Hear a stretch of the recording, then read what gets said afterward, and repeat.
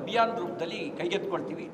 ಮತ್ತು ಇದೇ ಸಂದರ್ಭದಲ್ಲಿ ತುರ್ತು ಪರಿಸ್ಥಿತಿಯ ನೆಪದಲ್ಲಿ ಮೂಲಭೂತ ಹಕ್ಕುಗಳನ್ನು ದಮನ ಮಾಡಿದ ಅನ್ಯಾಯವನ್ನು, ಕಾಂಗ್ರೆಸ್ ಮಾಡಿದ ಅನ್ಯಾಯವನ್ನು, ಪ್ರಜಾಸತ್ತಾತ್ಮಕವಾಗಿರ್ತಕ್ಕಂಥ ಅಧಿಕಾರವನ್ನೇ ಕಿತ್ಕೊಂಡಂಥ ಕಾಂಗ್ರೆಸ್ನ ದಮನ ನೀತಿಯನ್ನು ನಾವು ತಿಳಿಸುವಂಥ ಕೆಲಸವನ್ನು ಮಾಡ್ತೇವೆ.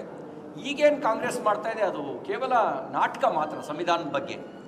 ಯಾಕೆಂದರೆ ಅವರ ಆಡಳಿತದಲ್ಲಿದ್ದಾಗ ಯಾವತ್ತೂ ಸಂವಿಧಾನ ಗೌರವ ಕೊಡೋ ಕೆಲಸ ಮಾಡಲೇ ಇಲ್ಲ. ಪ್ರಜಾಪ್ರಭುತ್ವದ ಮೌಲ್ಯಗಳಿಗೂ ಅವರು ಗೌರವವನ್ನು ಕೊಟ್ಟಿಲ್ಲ. ಅಂಬೇಡ್ಕರ್ ಅವ್ರನ್ನಂತೂ ಬದುಕಿದ್ದಾಗ ಚುನಾವಣೆಯಲ್ಲಿ ಸೋಲಿಸಿದ್ರು. 52ರ ಸಾರ್ವತ್ರಿಕ ಚುನಾವಣೆಯಲ್ಲಿ, 53ರ ಉಪಚುನಾವಣೆಯಲ್ಲಿ, ಬಂಡವಾಳದಲ್ಲಿ ಉಪಚುನಾವಣೆ ನಿಂತಿದ್ರು, ಅಲ್ಲೂ ಸೋಲಿಸಿದ್ರು. ಕಾಂಗ್ರೆಸ್ ಸೋಲಿಸಿದ್ದು ಮಾತ್ರ ಅಲ್ಲ, ಸತ್ತಾಗಲೂ ಅವ್ರಿಗೆ ಅಪಮಾನ ಮಾಡ್ತು. ಸತ್ತಾಗಲೂ ಕೂಡ ದೆಹಲಿನಲ್ಲಿ ಒಂದು 6-3 ಅಡಿ ಜಾಗವನ್ನೂ ಕೊಡದೆ ಅವರಿಗೆ ಅಪಮಾನ ಮಾಡುವಂಥ ಕೆಲಸವನ್ನು ಮಾಡಿದರು. ಇದ್ರ ಜೊತೆಗೆ ಕಾಂಗ್ರೆಸ್ ಪಾರ್ಟಿ ಅವರ ಭಾರತ ರತ್ನಕ್ಕೆ ಪರಿಗಣಿಸಲೇ ಇಲ್ಲ. ನಿಜವಾದ ರತ್ನ ಅಂಬೇಡ್ಕರ್ರೇ, ಅವ್ರನ್ನ ಭಾರತ ರತ್ನಕ್ಕೆ ಪರಿಗಣಿಸಲೇ ಇಲ್ಲ, ತಮ್ಮಿಗೆ ತಾವೇ ಕೊಟ್ಕೊಂಡ್ರು. ಆದರೆ ಅಂಬೇಡ್ಕರ್ ಅವರನ್ನು ಪರಿಗಣಿಸಿರಲಿಲ್ಲ. ಈ ಎಲ್ಲ ಸಂಗತಿಯನ್ನು ಕೂಡ ಜನರ ಮುಂದೆ ಇಡ್ತೇವೆ. ಈಗ ಅವರೇನು ಮಾಡ್ತಾ ಇದ್ದಾರೆ, ಅವರು ಈಗ ಕಾಂಗ್ರೆಸ್ಸು ಪಾರ್ಟಿ ಸಂವಿಧಾನ ಪ್ರತಿ ಇಟ್ಕೊಂಡು ಏನು ನಾಟಕ ಆಡ್ತಿದ್ದಾರಲ್ಲ, ಅದು ನಿಜವಾದ ಪ್ರೀತಿ ಅಲ್ಲ, ಅದು ನಾಟಕ ಮಾತ್ರ. ಅವರಿಗೆ ನಿಜವಾದ ಪ್ರೀತಿ ಬದ್ಧತೆ ಇದ್ದಿದ್ದರೆ ಅದನ್ನು ಸಂವಿಧಾನ ಗೌರವ ದಿವಸ ಅಂತ ಅವತ್ತೇ ಕರಿತಿದ್ರು 1949ನೇ ಇಸ್ವಿನಲ್ಲೇ. ಅದನ್ನ ಲಾಡೆ ಅಂತೇಳಿ ಹೇಳಿ ಅದರ ಮಹತ್ವವನ್ನು ಕಡಿಮೆ ಮಾಡೋ ಕೆಲಸ ಮಾಡ್ತಿರಲಿಲ್ಲ. ಅಂಬೇಡ್ಕರ್ ಅವ್ರ ಬಗ್ಗೆ ನಿಜವಾದ ಅವರಿಗೆ ಕಳಕಳಿ ಇದ್ದಿದ್ದರೆ ಚುನಾವಣೆಯಲ್ಲಿ ಅವ್ರ ವಿರುದ್ಧ ಕ್ಯಾಂಡಿಡೇಟೇ ಆಗ್ತಿರಲಿಲ್ಲ. ಈ ಎಲ್ಲ ಸಂಗತಿಯನ್ನು ಜನರ ಮುಂದೆ ತಿಳಿಸುವಂಥ ಕೆಲಸವನ್ನು ನಾವು ಮಾಡ್ತೇವೆ. ನಿನ್ನೆ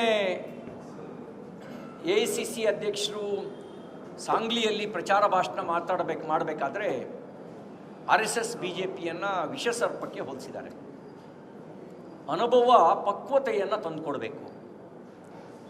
ಅನುಭವದ ಮೋಶೆಯಿಂದ ಬರುವಂಥ ಮಾತು ಹಿರಿತನದ ಮಾತುಗಳಾಗಿರಬೇಕು. ನಿನ್ನೆ ಶ್ರೀ ಮಲ್ಲಿಕಾರ್ಜುನ್ ಖರ್ಗೆ ಅವರು ಮಾತಾಡಿದ ಮಾತು ಅನುಭವದ ಪಕ್ವತೆಯ ಮಾತುಗಳಂತಿರಲಿಲ್ಲ. ಹುಚ್ಚುನಾಯಿ ಕಡ್ದಾಗ, ಹುಚ್ಚು ಏರಿದಾಗ ಯಾರು ಯಾವ ರೀತಿ ಮಾತಾಡ್ತಾರೋ, ತಾನೇನು ಮಾತಾಡ್ತಿದ್ದೀನೋ ಅರಿವಿಲ್ಲದೆ ಮಾತಾಡ್ತಾರೋ ಹಾಗೆ ಅವರು ಹುಚ್ಚುನಾಯಿ ಕಡಿತಕ್ಕೆ ಒಳಗಾದವರ ಥರ ಆ ಹುಚ್ಚುನಾಯಿ ಕಡಿತಕ್ಕೆ ಒಳಗಾದವರಿಗೆ ಆ ಹುಚ್ಚುನಾಯಿಯ ವಿಷಯ ಏರಿದಾಗ ಹೇಗೆ ಮಾತಾಡ್ತಾರೋ ಹಾಗೆ ಮಾತಾಡಿದ್ದಾರೆ. ಅದು ಅವ್ರ ಹಿರಿತನಕ್ಕೆ ತಕ್ಕ ಮಾತಾಗಿಲ್ಲ. ಬಹುಶಃ ಮಲ್ಲಿಕಾರ್ಜುನ್ ಖರ್ಗೆಯವರೇ ಅದನ್ನು ಮಾತಾಡಿದಾರೋ ಅಥವಾ ಕಾಂಗ್ರೆಸ್ನ ಯಾರೋ ಕೆಲವರು ಅವ್ರ ಮೂಲಕ ಮಾತಾಡಿಸಿದಾರೋ ಅನ್ನೋದು ನನಗೆ ಅರ್ಥ ಆಗ್ತಿಲ್ಲ. ನನಗೆ ಯಾರೋ ಅವ್ರ ಮೂಲಕ ಮಾತಾಡಿಸಿದ್ದಾರೆ. ರಾಹುಲ್ ಗಾಂಧಿ, ಸೋನಿಯಾ ಗಾಂಧಿ ಅವ್ರ ಮೂಲಕ ಈ ಮಾತನ್ನು ಮಾತಾಡಿಸಿದ್ದಾರೆ ಅಂತ ಅನಿಸುತ್ತೆ.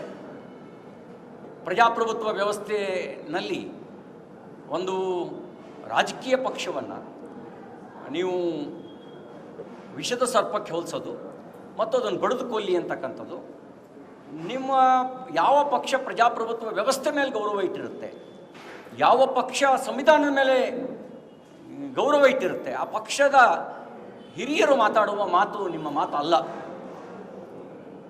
ನಿಮ್ಮ ಮಾತು ಸಂವಿಧಾನದ ಮೇಲೆ ನಂಬಿಕೆ ಇಟ್ಟಿರುವ ಮಾತಲ್ಲ. ಯಾರು ಸರಿಯಾದ ಮೇಲೆ ನಂಬಿಕೆ ಇಟ್ಟಿರ್ತಾರೆ ಅವರು ಮಾತ್ರ ಮಾತಾಡೋದಕ್ಕೆ ಸಾಧ್ಯ. ಈ ರೀತಿಯ ಮಾತನ್ನ ಬಡಿ ಕೊಲ್ಲು ಅನ್ನೋದು ತಾಲಿಬಾನ್ಗಳ ಮಾತು. ಪ್ರಜಾಪ್ರಭುತ್ವ ವ್ಯವಸ್ಥೆಯಲ್ಲಿರೋರು ಮಾತಾಡ್ತಕ್ಕಂಥ ಮಾತಲ್ಲ. ಕಾಂಗ್ರೆಸ್ಸು ಸಂವಿಧಾನವನ್ನು ಮರೆತು ಸರಿಯಾದ ಓಲೈಕೆಗೆ ತೊಡಗಿರೋದ್ರ ಪರಿಣಾಮ ಮಲ್ಲಿಕಾರ್ಜುನ್ ಖರ್ಗೆ ಅವರ ಬಾಯಿಂದ ಅಂಥ ಮಾತುಗಳು ಬಂದಿರ್ಬೋದು ಅಂತ ನನಗನ್ಸುತ್ತೆ. ಆ ಮಾತಿಗೆ ಅವರು ವಿಷಾದ ವ್ಯಕ್ತಪಡಿಸಬೇಕು, ಕ್ಷಮೆಯಾಚನೆ ಮಾಡಬೇಕು ಅಂತ ನಾನು ಆಗ್ರಹಿಸ್ತೇನೆ. ಇಲ್ಲದೇ ಇದ್ದರೆ ಬಹುಶಃ ಹುಚ್ಚುನಾಯಿ ಕಡಿತಕ್ಕೆ ಒಳಗಾಗಿರೋದು ನಿಜ ಇರ್ಬೋದು ಅನ್ನುವಂಥ ಅನುಮಾನ ರಾಜ್ಯದ ಜನರಿಗೆ, ದೇಶದ ಜನರಿಗೆ ಉಳಿಬೋದು. ಹಾಗಾಗಿ ಅದು ಉಳಿಬಾರ್ದು ಅಂತಿದ್ರೆ ನೀವು ಆ ಮಾತಿಗೆ ಕ್ಷಮೆಯಾಚನೆ ಮಾಡಬೇಕು ಅಂತ ಆಗ್ರಹಿಸ್ತೇನೆ.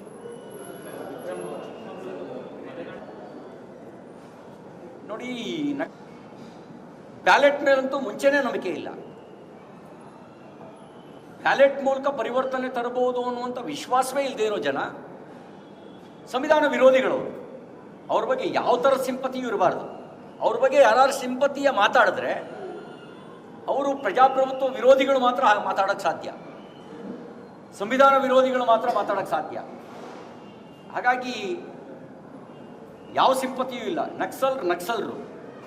ನಕ್ಸಲರು ಎಡಪಂಥೀಯ ಭಯೋತ್ಪಾದಕರಷ್ಟೇ.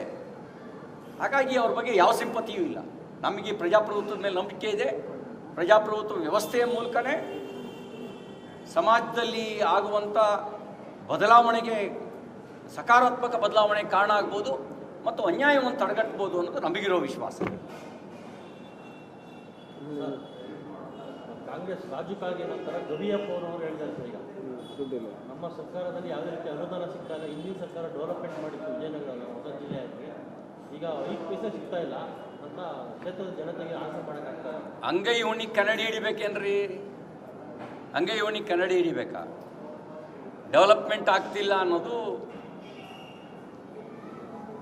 ಎಲ್ರಿಗೂ ಗೊತ್ತಿರೋ ಸಂಗತಿ, ಸರ್ವವೇದ್ಯವಾಗಿರೋದು. ಮುಖ್ಯಮಂತ್ರಿಗಳೇ ಯಾರಾದರೂ ಅಭಿವೃದ್ಧಿಗೆ ಅನುದಾನ ಕೊಡಿ ಅಂತ ಅವ್ರ ಪಾರ್ಟಿ ಶಾಸಕರು ಹೋದರೆ ಅವ್ರು ಹೇಳಿಲ್ವಾ, ಎಲ್ಲೇ ಇದೆ ದುಡ್ಡು, ಎಲ್ಲಿಂದ ತರೋಣ ದುಡ್ಡು, ಸ್ವಲ್ಪ ತಡ್ಕಳಿ ಅಂತ ಅವರು ಹೇಳಿಲ್ವಾ? ಅವರೇ ಹೇಳ್ತಾ ಇದ್ದಾರೆ. ಹಾಗಾಗಿ ಇದೇನು ಹೊಸದೇನಲ್ಲ. ಇವರು ಅದಕ್ಕಾಗಿ ಬಡವರನ್ನು ಕಿತ್ಕೊಳ್ಳೋಕೆ ಹೊರಟವ್ರೆ. ಬಡವರಿಗೆ ಕೊಡ್ತಿದ್ದ 14 ಲಕ್ಷ BPL ಕಾರ್ಡು. ನನಗಿನ್ನೊಂದಿದೆ, ಒಂದೇ ಅದರಲ್ಲೂ ಕೂಡ ಜಾತಿ ಹುಡುಕಿದಾರಂತೆ. ಯಾವ ಜಾತಿಯವ್ರದ್ದು ಕಟ್ ಮಾಡ್ಬೇಕು ಮಾಡ್ರೆ ಇವರೆಲ್ಲ ನಮಗೆ ಓಟ್ ಹಾಕಾರಲ್ಲ ಅಂತ ಅಲ್ಲೂ ಜಾತಿ ಹುಡುಕಿದಾರಂತ. ಹಂಗೇನಾರು ಮಾಡಿದರೆ ಅದೊಂದು ಪರಮ ಅನ್ಯಾಯ. ಜಾತಿ ಹುಡುಕಿ BPL ಕಾರ್ಡ್ ಕಟ್ ಮಾಡಿದಾರಂತೆ. ಯಾವ ಜಾತಿಯವರು ಇವರು ಅಂಥೇಳಿ, ಯಾವ ಕೋಮಿಕ್ ಸೇರಿದವರು, ಯಾವ ಜಾತಿಯವರು ಅಂತ. ಹಂಗೇನಾದ್ರು ಆ ರೀತಿಯ ಆಪಾದನೆ ನಿಜ ಆಗಿದ್ದರೆ ಅದು ಘೋರ ಅಪರಾಧ ಆಗುತ್ತೆ, ಪರಮ ಅನ್ಯಾಯ ಆಗುತ್ತೆ. ಬಡವರು ಅನ್ನಕ್ಕೂ ಕನ್ನ ಹಾಕೋ ಕೆಲಸ ಮಾಡ್ತಿದ್ದಾರೆ. ಯಾರೋ ನನಗೆ ಈಗ ಸೋಷಿಯಲ್ ಮೀಡಿಯಾದಲ್ಲಿ ಹಾಕಿದ್ದನ್ನು ನಾನು ನೋಡಿದೆ, ಜಾತಿ ಹುಡುಕಿ ಜಾತಿ ಮೇಲೆ ತೆಗೆದಿದ್ದಾರೆ ಅಂಥೇಳಿ. ಹೇಳೋಕ್ಕಾಗಲ್ಲ, ಯಾಕೆಂದರೆ ಈ ಸರ್ಕಾರ ಎಲ್ಲದರಲ್ಲೂ ಜಾತಿ ಹುಡುಕುತ್ತೆ. ಅವನು ಬಡವನಲ್ಲೂ ಬಡವ ತಿನ್ನ ಅನ್ನಕ್ಕೂ ಕಲ್ಲು ಹಾಕಕ್ಕೆ ನೋಡ್ತಾ ಇದ್ದಾರೆ.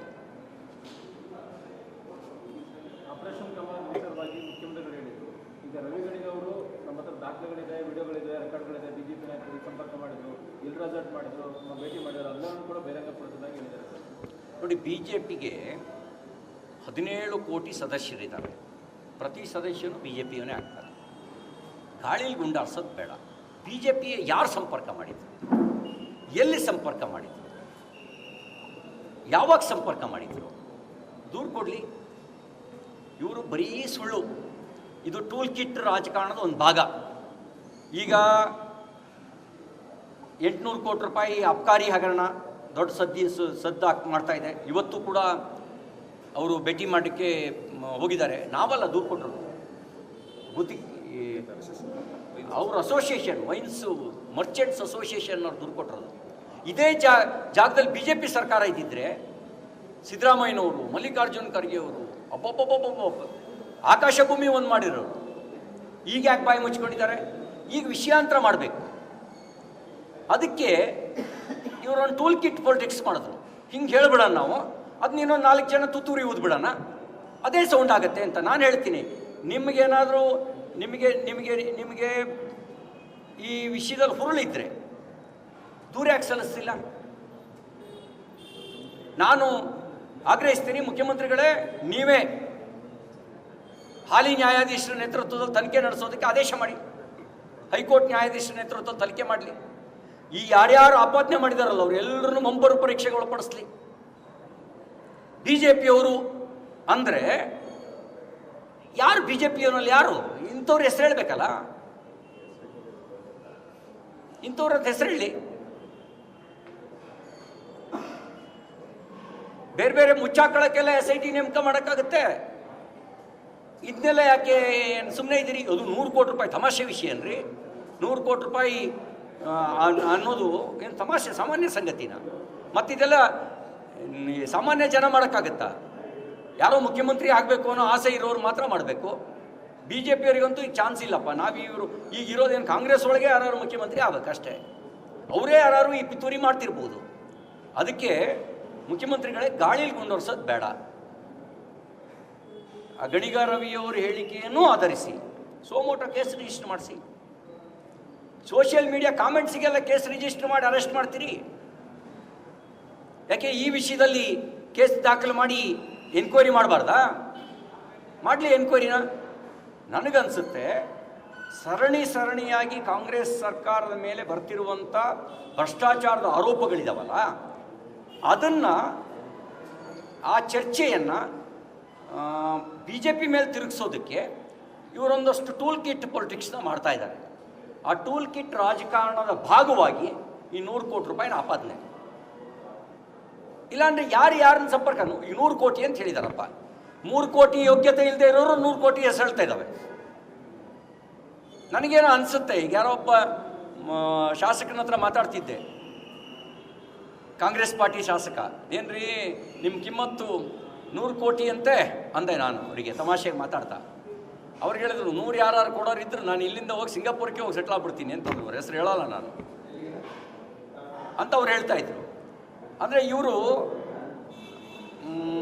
100 ಕೋಟಿ ಆಫರ್ ಕೊಟ್ಟಿದ್ದಾರೆ ಅಂತ ಇಲ್ಲಿ ನಮಗೇನಾದ್ರು ಖರ್ಚಿಗೆ ಕೊಡಿ ಅಂತ ಒಳಗೆ ಡಿಮಾಂಡ್ ಮಾಡ್ತಿದ್ದಾರೆ ಅನ್ನೋ ಅಂತ ಅನಿಸುತ್ತೆ. 1-2 ಸರಿ ಕೊಟ್ಟರಂತೆ. ಕಳೆದ ಲೋಕಸಭಾ ಚುನಾವಣೆ ಸಂದರ್ಭದಲ್ಲಿ ಮಾನ್ಯ ಮುಖ್ಯಮಂತ್ರಿಗಳೇ ಕೆಲವು ಸಚಿವರನ್ನ ಕರೆದು MLAಗಳಿಗೆಲ್ಲ ಸ್ವಲ್ಪ ದುಡ್ಡು ಕೊಡ್ಬೇಕಂಡ್ರಯ್ಯ ಅಂತೇಳಿ ದುಡ್ಡು ಕೊಡಿಸಿದ್ರಂತೆ. ಆ ದುಡ್ಡು ಕೊಡಿ ಅಂತೀರಿ CM ಹೇಳಿದ್ದೇ ದೊಡ್ಡದಾಗ್ಬಿಡ್ತು. ಅವರೆಲ್ಲರೂ ಭ್ರಷ್ಟಾಚಾರಕ್ಕೆ ಲೈಸೆನ್ಸ್ ಕೊಟ್ಟಂಗೆ ಆಡ್ಬಿಟ್ರು. ಆ ಲೈಸೆನ್ಸ್ ಕೊಟ್ಟಂಗೆ ಆಡಿದ ಪರಿಣಾಮನೇ ಈ ಲಿಕ್ಕರ್ ಸ್ಕ್ಯಾಮು. ಆ ಲೈಸೆನ್ಸ್ ಕೊಟ್ಟಂಗೆ ಆಡಿದ್ರ ಪರಿಣಾಮನೇ ಮಾರ್ಚಿ ವಾಲ್ಮೀಕಿ ಅಭಿವೃದ್ಧಿ ನಿಗಮದ ಹಗರಣ. ಯಾಕೆಂದ್ರೆ ಇವರು ಅವ್ರನ್ನೆಲ್ಲ ಸ್ವಲ್ಪ MLAಗಳನ್ನು ನೋಡ್ಕೇಳಿ ಅಂತ ಹೇಳಿದ್ರು. ಇವ್ರು ನೋಡ್ಕೇಳೋದಕ್ಕೇನೆ ಇವರು ಮನೆಯಿಂದ ತಂದು ನೋಡ್ಕೋತಾರ, ಇಲ್ಲೇ ಲೂಟಿ ಹೊಡೆದ್ರು. ಅದಕ್ಕೆ ಅಲ್ಲೇನೋ ಇದೆಲ್ಲ ಇರ್ಬೋದು. ಇದೆಲ್ಲ ಸಮಗ್ರವಾಗಿ ತನಿಖೆ ಆಗಬೇಕು. ಹಾಗಾಗಿ ನನಗನ್ಸುತ್ತೆ ಹಾಲಿ ನ್ಯಾಯಾಧೀಶರ ನೇತೃತ್ವದಲ್ಲಿ SIT ರಚನೆ ಮಾಡಲಿ. ಇವರೆಲ್ಲರನ್ನೂ ಮಂಪರ ಪರೀಕ್ಷೆಗೆ